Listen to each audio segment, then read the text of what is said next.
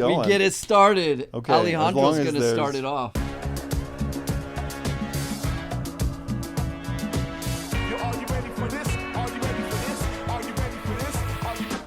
Well, Tyler, we're back. Season 2. Hey, I'm rocking the mustache this week. What do you think? I didn't want to bring that up. I didn't want to bring any more attention to that thing on your lip. Oh, is that your van with no windows outside? I can't tell. Oh, man. You got to switch it up. You got to be different. Yeah. To each their own. Spice it up. Well, who do we got with us today? We have our good friend, Dr. Paul Gustin, who just completed his residency and is now part of Summit. In my opinion, and what I've told most people, is that you really hit the ground running. I think you had a full schedule the first day you were designated to be in clinic. So I really think that it's been probably a whirlwind for you. But I think we are interested to know your take on kind of that transition from residency to practice and what that's kind of looked like for you. Yeah, give us a quick background. What's been the path for you?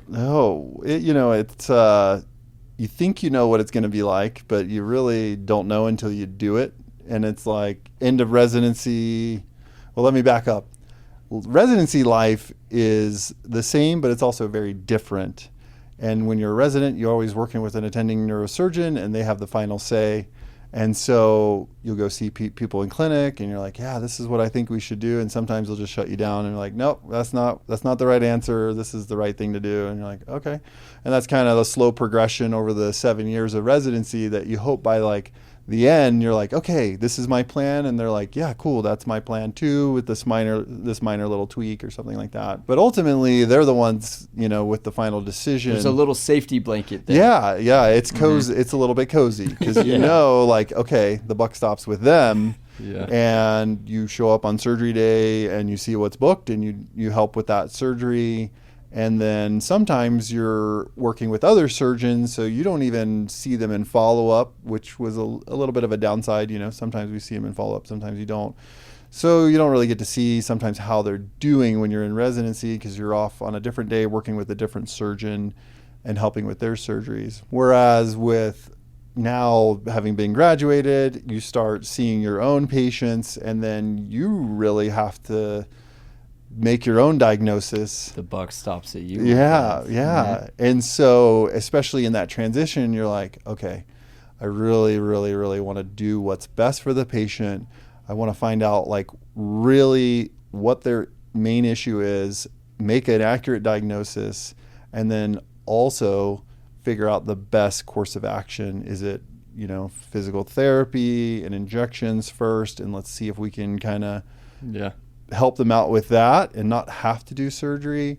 And then if it does go down to the point where, okay, surgery is an option, and then it's like, okay, let's figure out the right surgery, and especially in spine surgery, there's multiple different ways to skin the cat. And I think each patient's individual. Some patient that's 80 is maybe not be the same approach for, a patient that's 39.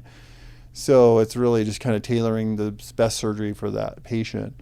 And then you have to go to surgery, perform the operation perfectly, and then get them out of surgery and make sure that they actually get better. That's the goal with every single surgery. Let's not pass over that too far. We actually do want to make sure people get better. Yeah, no, absolutely. That's the ultimate goal, sometimes people think, okay, they need this operation, and they go and perform the operation flawlessly, but then they still have some problems. And granted, there's always going to be some residual things. A nerve's been crushed for 5 years. It's not going to be like magic, but definitely. Yeah. Here's a selling point that I thought about as you joined the practice, and I was able to kind of watch that transition happen, and talking to patients who are very much accustomed to the one surgeon that's been a part of our practice since day one, right?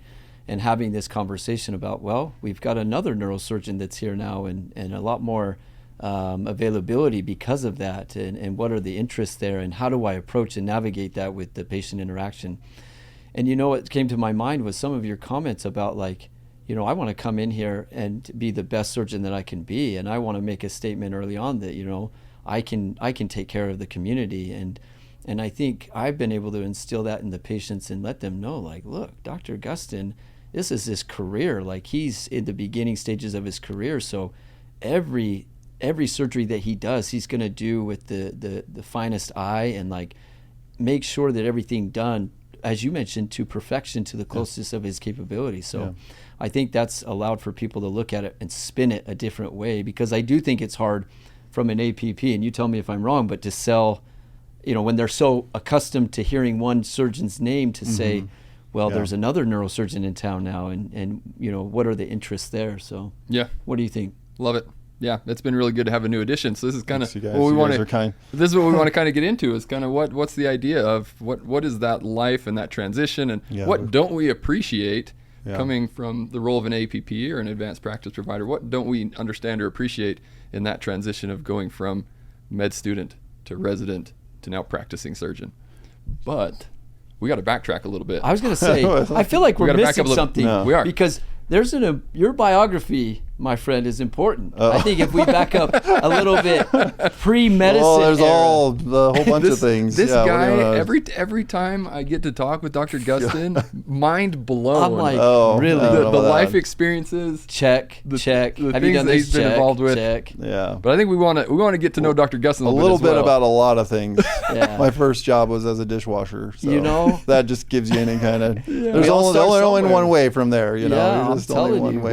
We got to give him some rapid fire though. We talked about doing this. We gotta. I may be you guys ill-prepared. didn't tell me about this. You guys didn't tell me. Of course, we're not going to tell you. You don't get to be prepared for this part. This is supposed to be the rapid fire. Rapid fire. Get to know. Okay. Get to know Dr. Gustin. I love it. Okay. Sure. Question number 1. Oh man, you said you didn't have anything prepared. No. I don't. This is on the fly. Let's go. Okay. Going off the cusp. We'll get into this a little bit more, but has spent some time as a contractor.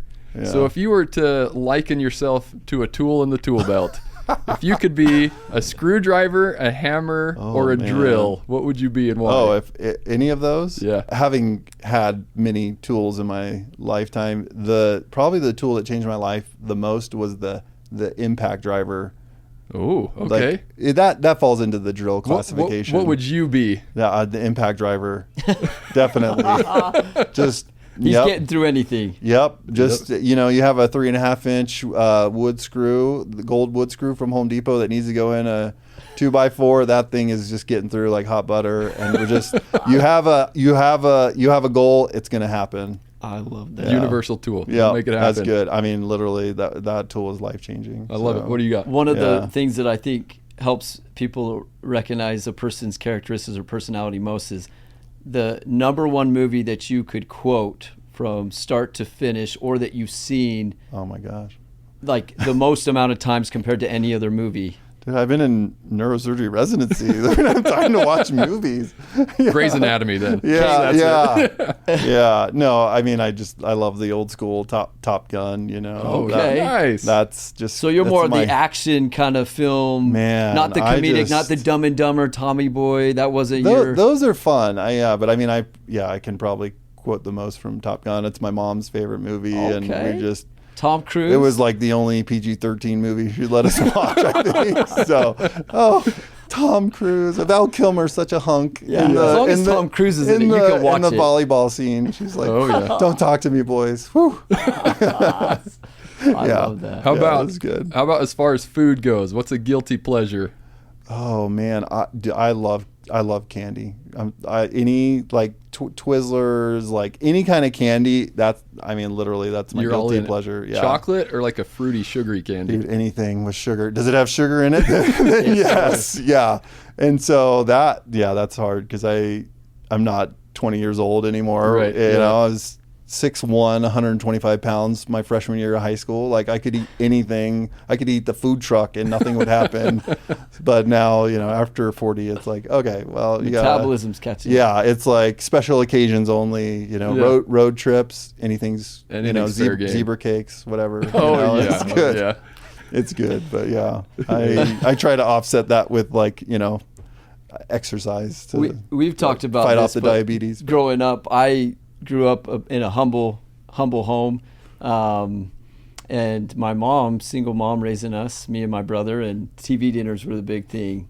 And I'm telling you, the only thing good out of the TV dinner was the dessert.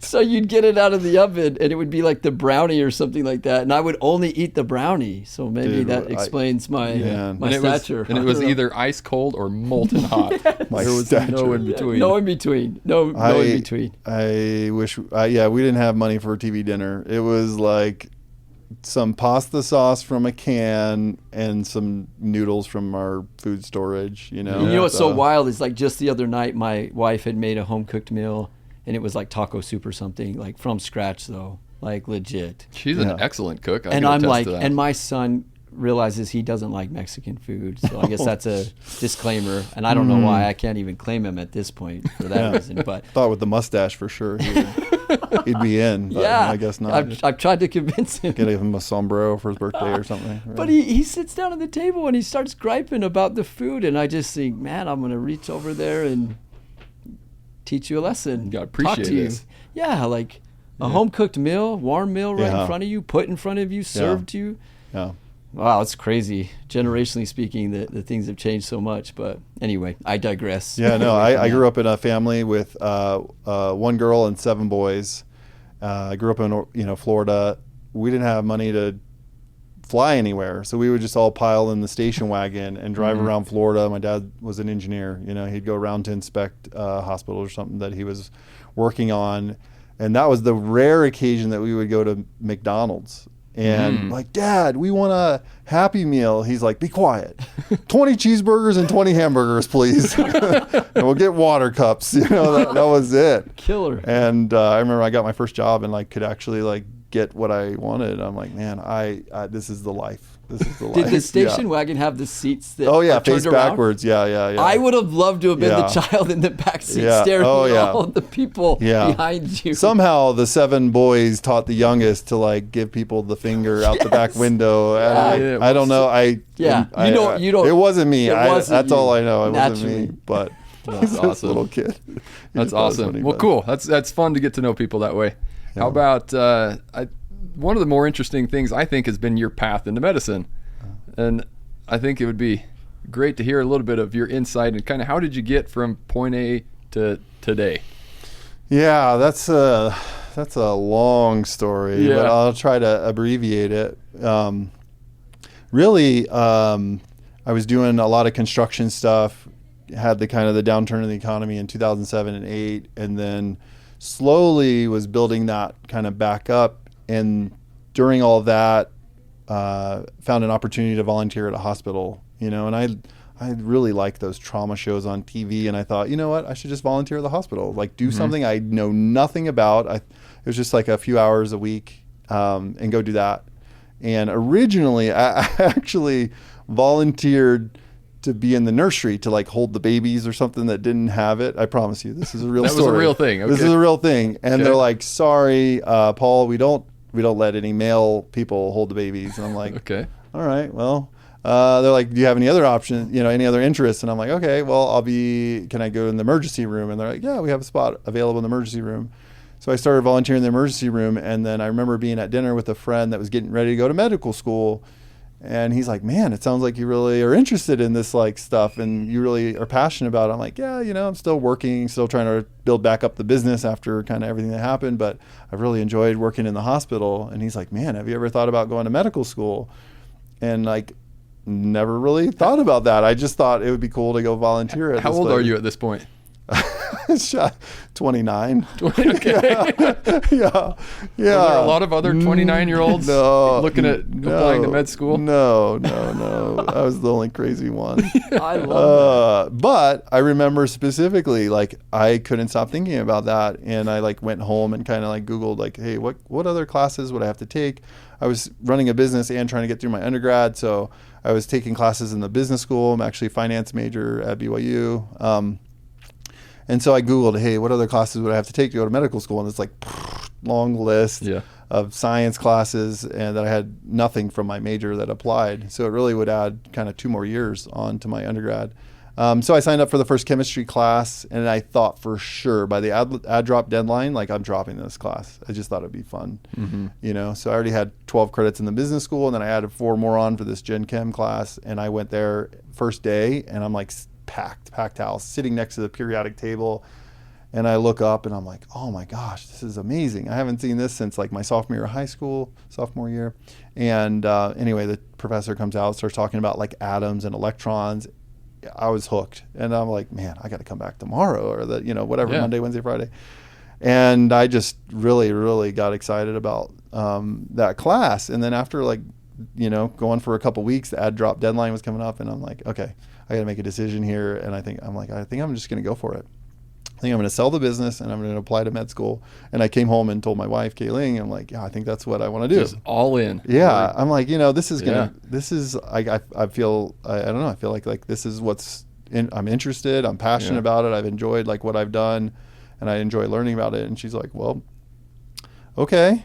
Sure, I guess you've always figured out a way to provide, like, we'll just figure it out. And so that was kind of the beginning of like a really long path where we just kind of eventually sold off the things with the business and then just focused all in on finishing my undergrad stuff and then doing all the pre-med coursework. So yeah, it was, it really kind of started with volunteering at the hospital and then like having our first son. It was like right around that same time. And I started getting the emails about your baby is the size of a plum now. And I'm like, oh my gosh, will you look at this? Like, it's like, can you believe that? And she's like, yeah, I'm throwing up. Can you? Like, oh my gosh. I'm like, okay, all right. Fifth time this morning. Okay, sorry about that. Yeah, but anyway, that's kind of how it all happened. And it just kind of felt right every step of the way. Yeah. And, but did you know during your, graduate, getting your medical degree, that neurosurgery was the pathway? No, not at all. In fact, I knew surgery. Like I worked with my hands, obviously being in construction, and I had done some shadowing with a plastic surgeon who was really influential, and like got to go into like a surgery center and see surgery, and I'm like, this is amazing.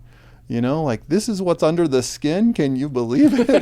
Like, holy all cow. This time. Yeah. I mean, I never even thought about it. There's like, a bunch of muscles under there, like just to move your fingers. Holy cow. Anyway, it was just fascinating. And so I knew I wanted to do some kind of surgery.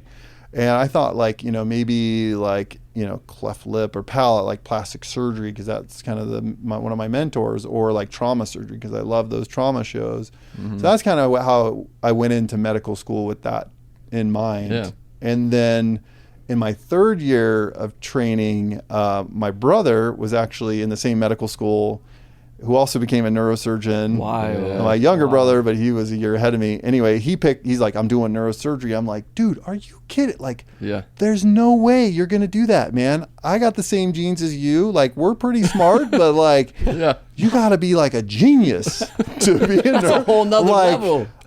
Are you sure? Do you have a plan B? Like, you got to have a plan B, man. And he was so convicted, like, he's like, I'm doing it. And I was just so impressed with him. Sounds like you, though. Oh, my gosh. Must run in the family. Well, I mean, I didn't sell it all off and let's go for this. I guess, But it probably helped watching your brother be able to make those milestone achievements. Yeah.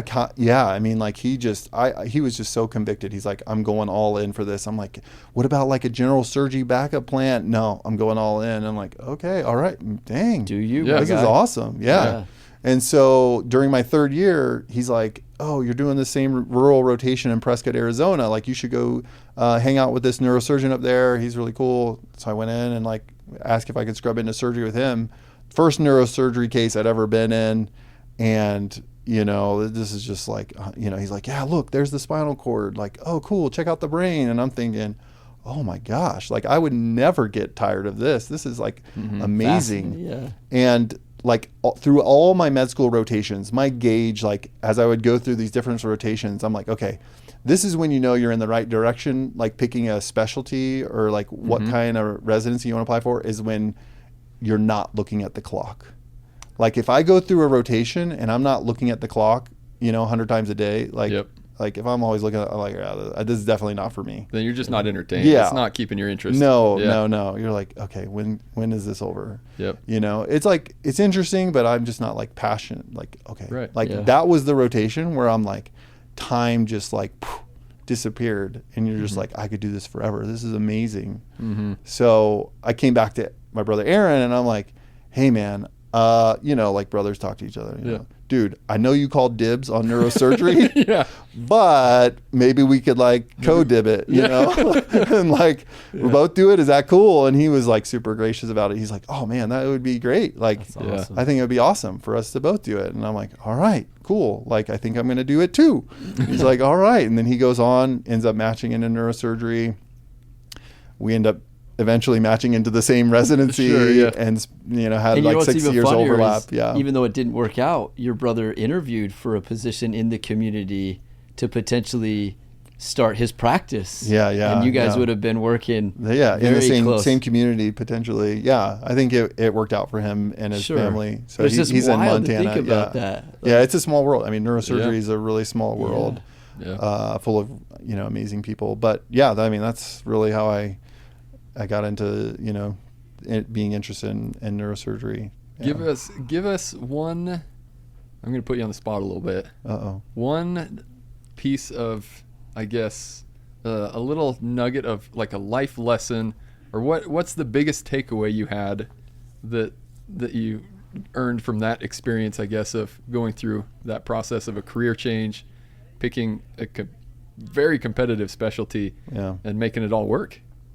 It's there's a thought that comes to mind, and it's like it's something my mom would always tell us, and it was, where there's a will, there's a way. Yeah. And it's like, I know it's simple, but like, if you want something bad enough, like, you'll figure out a way. It may not happen on the timeline that you want it to happen, or in the way that you want it to happen, but like, if you want it, you'll make it happen. I love that. And that's really like what it came down to. Even in my pre-med coursework, it's like, man, these science, I'm taking general chemistry, physics, biology, anatomy, like all in the same semester. That next semester I paused kind of the business classes and then just went all in on the pre-med stuff. Yeah. It was a lot. These are hard classes. So I literally ended up dedicating every Saturday. I would go to the library, sit in the exact same seat every Saturday and study from 8 to 5.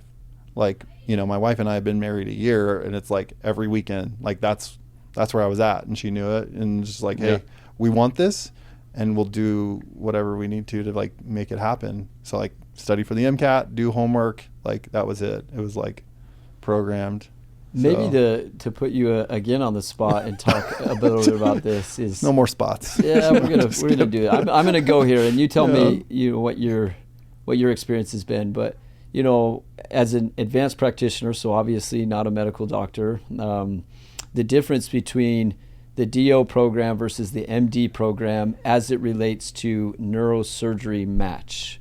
I mean, is it true to say that the DO schooling, it's more difficult to match in a neurosurgery specialty, or is that inaccurate? Yes. So things have changed a little bit from the time when I did the match to now, because there used to be, as a DO, a DO residency path, and then you have kind of the MD residency path. And then during kind of my med school years, they announced like, hey, listen, we're going to transition to like merge those two paths into one that ended up just being kind of like the routine ACMGME or the MD path. So a lot of those DO programs were either absorbed or dissolved if they had met certain criteria. So at the time that I applied, there was only 14 spots for DO residents to match into neurosurgery. And that's across the entire country. Yeah, across the country. That's There's only wild. 14 spots. Yeah. And so... And how many would you imagine altogether with MD and DO? MD, I can't remember. There's like over 100 spots, I think. Yeah. How many do So- you think are applying? What's the success rate I have no idea. for DO? How many? What's the success? I guess There how many were- applicants versus there those was 14 two, spots There was 2 for my class. that applied? Yeah, that applied, and we actually ended up doing a rotation together, and we both ended up getting a spot. Oh, nice. Which was cool, because we worked hard together. Yeah. And I remember, so like in our 4th year of fourth year of medical school, you do these like audition rotations or sub internships. Yeah. So I'm like, hey man, I got to give myself the best chance possible. I'm going to go spend 4 weeks at these programs and show them what I got. I'm going to go work hard, and you're there for a month as like a visiting medical student, right? Mm-hmm. And every day is an interview, basically, like in the sense that like they're watching you, they're evaluating. You're trying to prove yourself. It's not just like one day, like every day for, you know, that whole month. And you got to show up, you got to be there early, be ready. And so me and the guy from my class, like I remember doing the rotation, and I was like, this is what I do. I get there early and we print out a list of the patients. We're going to get all the labs updated. We're going to make sure we know about the cases for the day. We're going to read about them the night before, and like we're going to be prepared. And he's like, oh my gosh, you do all that stuff? I'm like, yeah, that's how we're going to crush it. And he's like, all right, let's do it, man. Yeah. And then it's just like, that's awesome. Yeah, we both just kind of worked great together during that rotation, and then going to another rotation with another girl who ended up matching into my program. Same kind of deal, just like go get her, like, okay, we're going to be prepared, and just kind of like help each other, just like really crush it. Awesome. And the reason I brought that question up was like I think about all we call them patient care coordinators that are in our practice helping us do the scribing and things like that, but they're all most of them are pre-med. And I think I hear their conversations about DO versus MD and the challenges and things like that they face, and you know, are they going to get matched with where they want to if they choose this route? And so I think it's helpful to hear it from someone who's, you know, been through it and kind of been able to see what that looks like. Yeah, again, it's changed a little bit, and I would say it's definitely more difficult now that traditionally those DO programs you could apply just as a DO. Now it's a DO trying to apply to like all of these MD programs. So in some ways it's more difficult because you don't have those kind of spots reserved just for a DO. So as a DO, you're trying to go out and compete with the other, like, you know, 300 people that are, you know, vying for those, you know, whatever 150 spots or something. So that's good to know. It's tough, but again, you know, if you can plan ahead, you kind of know what you want to do, you can get involved in volunteer research, leadership opportunities, shadowing, that kind of stuff early, you know, like you can get going, you know, early on and be set yourself apart as a good candidate. So I like that. How about now? So we kind of talked about early life and through the med school and training process, and now practicing neurosurgeon. Yeah.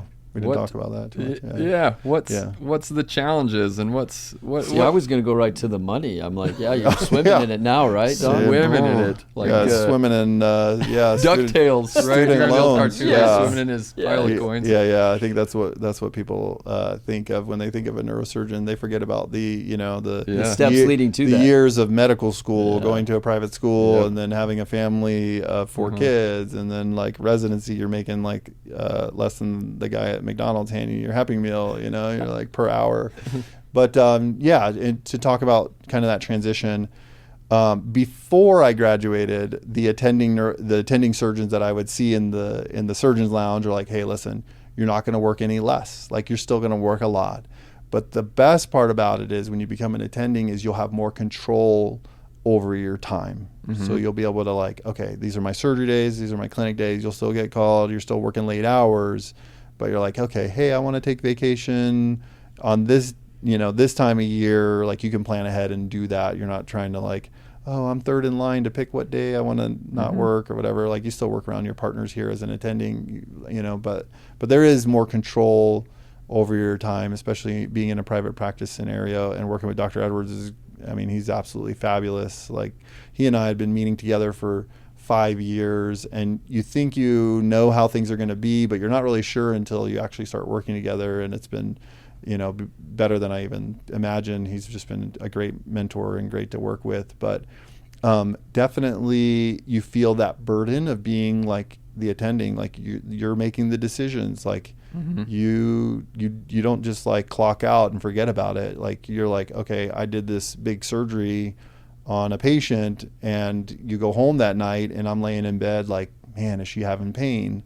Like, you know, from the surgery, or is the pain better that she was complaining about, you know? Or, you know, I hope my patient that was diabetic, I hope he's going to heal okay. Like, you just worry about these things because you own them, and each one of my patients is like a friend. Like, to me, they're like, hey, this is a friend that I'm trying to help out, and I really like care about like their outcomes and like want them to do well. Yeah, that's awesome. I think you're going to be a great resource to the community.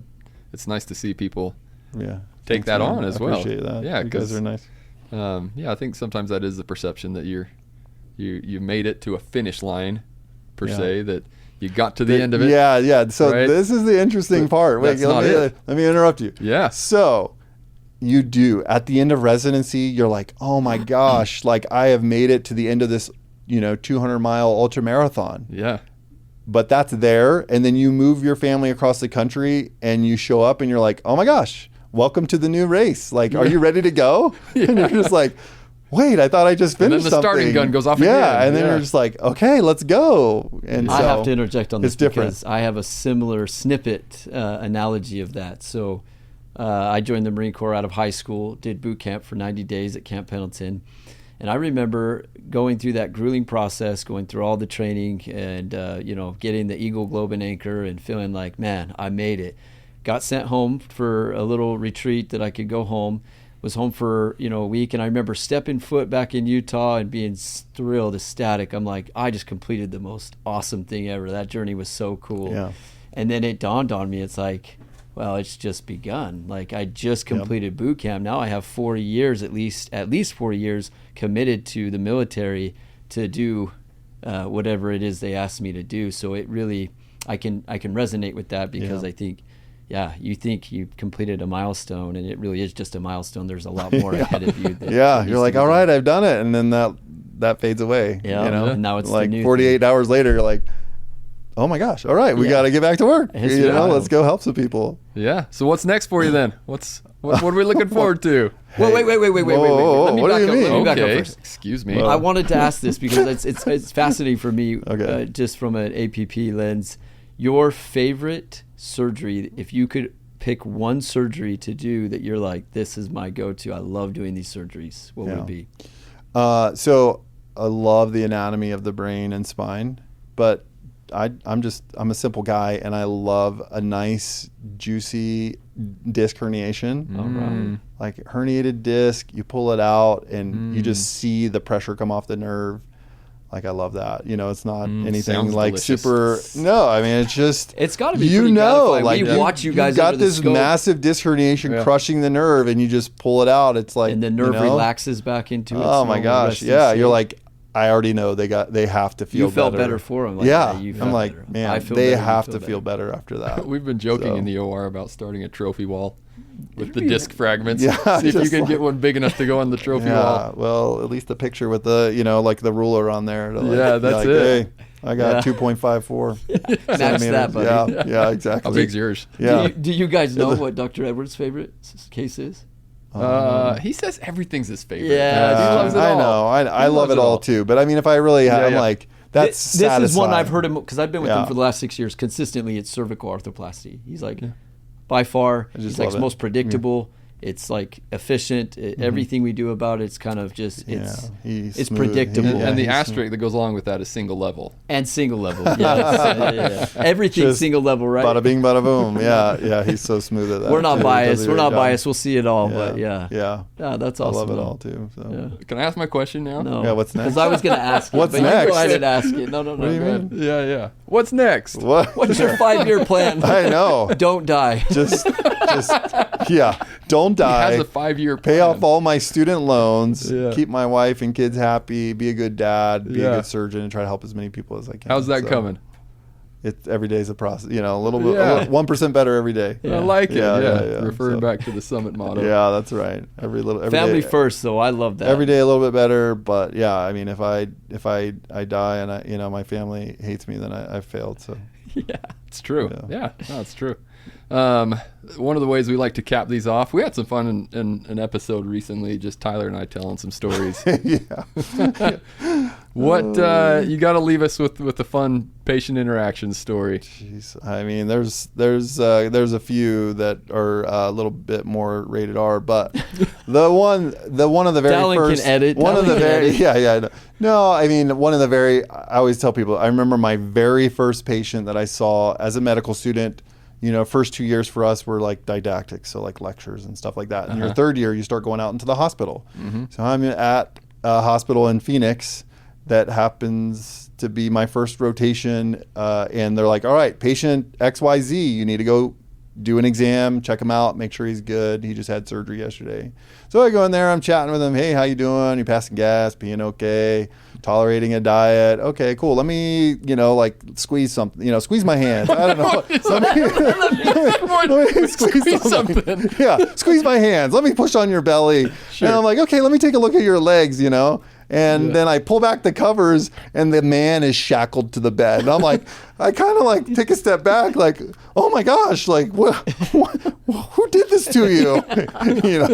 I'm thinking it all makes sense why the sheriff was sitting in the chair outside the door now. He was an inmate, but I was not expecting that.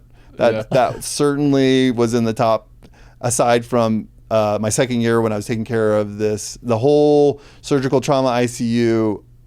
You're just figuring things out as you go. And I got this one guy, he's got a really bad ileus or something like that. His belly's just blowing up over, in the middle of the night. It's me and another resident.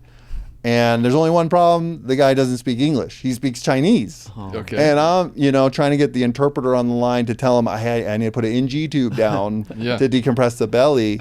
And I can't get anybody on the line. I took a little bit of Chinese in college. I'm trying to tell Nothing him. prepares you for a situation like that. Ni hao, what's your isong? I'm trying to tell him I'm doctor. I need to put a tube in. We're not smoking. Yeah, poor guy. I don't think he understood what was going on, but I just had to get a tube down and then decompress his belly, and then everything was fine. But I just remember thinking, what am I doing here? What am I doing? I'm sorry, buddy. I just have Take to me back to finance just class. Drink this water. Yeah. Okay, where's Excel spreadsheet? That was very, nobody was dying on my Excel spreadsheet. Jeez. Anyway, those are a couple that just kind of didn't have a category mind. For that on the spreadsheet. Yeah. There's many more. We'll have to talk about some more in the future. But those are two that kind of stand out. But. Yeah. You work with us now. You're not escaping. We'll get you back to dude, yeah. Anytime. Let's do it. We're not afraid to recall some of these stories we hear, even if it's just him and I talking. Yeah. So. That's okay. We might embellish the story too a little bit. Happy to come back and chat anytime. This is fun. That's awesome. Cool. Well, Tyler, as that would cap it off, what'd you learn? Dude, I mean, obviously, Dr. Gustin and I, we've been able to chat for the last little bit, so I know kind of what to expect going into this. But I'll tell you what, I appreciate your honesty. I appreciate just the realness, and I think that I have been grateful just to get to work with you, because I think so oftentimes, and we're a little biased, we think that neurosurgeons have an ego coming in, and you've been anything but that, just most down-to-earth guy. It. And I think your background, your history, and your experience, I think it all plays a part in developing you into the surgeon that you are and the surgeon that you will be. And man, I'm just grateful. See, I'm gonna get all getting all choked up, man. Bro hug. We better hug it out after this. Dallin, you're included, buddy. All right. Thanks, guys. No, but you guys. I really appreciate you, man. And I hope that the listeners out there just recognize that, we've got a neurosurgeon that's primed and ready and ready to help and support the community in any way possible. So yeah. And if you're watching this on YouTube, leave a comment. If you have questions or something you want to talk about or things you want to discuss in the future, let's talk about that. You can follow me on Instagram at Dr. Gustin, and follow the Summit Brain, Spine, and Orthopedics Instagram page and follow us there for more good content. Yeah, I usually have to say that. He took it for me. But wait, you were thinking the same thing. I was. Oh, sorry. Yeah. Was that what you guys say? Yes, that's what we My said. bad. So our producers, our producers actually just told us though that we've started an Instagram specifically for the Mini Minds podcast. Get on and follow these guys. Mini Minds podcast. Get on Instagram, follow us, tell us what you like, what you don't like, what you want to see going forward in future episodes. I mean, we're open to. I'm not going to say anything, but we're definitely open to recommendations. So let's do it. We love it. Always the shout out to the production team too. Dallin, hanging out with us. Amelia behind the scenes as well. We're back at it, man. He's in the corner Season doing 2's push-ups. in full effect, man. Full effect. Yeah. And then, Dallin, you can stop doing push-ups now, man. Back to the camera. We can turn off the camera now, Dallin too. Oh my gosh, he's doing jumping jacks now. Literally, Dallin, it's okay, literally man. the first time I log into Instagram, gosh. because I'm not an Instagram person, but I was told by my producers I need to get on Instagram and start making that happen. The first picture I see is Dallin flexing on us, and I'm like, dang, I got some aspirations he here. thought he just sat behind the computer and camera doing I stuff. thought he was just over there doing the How video heavy are editing. those cameras? Yeah, I know. It's the muscle milk, I think. I'm telling you. Get me on your regimen, my guy. I know. Anyway, thanks for watching, guys. We better wrap this up. This has been fun. I'm Alex Davis. Oh, yeah. I'm Tyler Murray. Okay, we'll see you guys next time. Peace.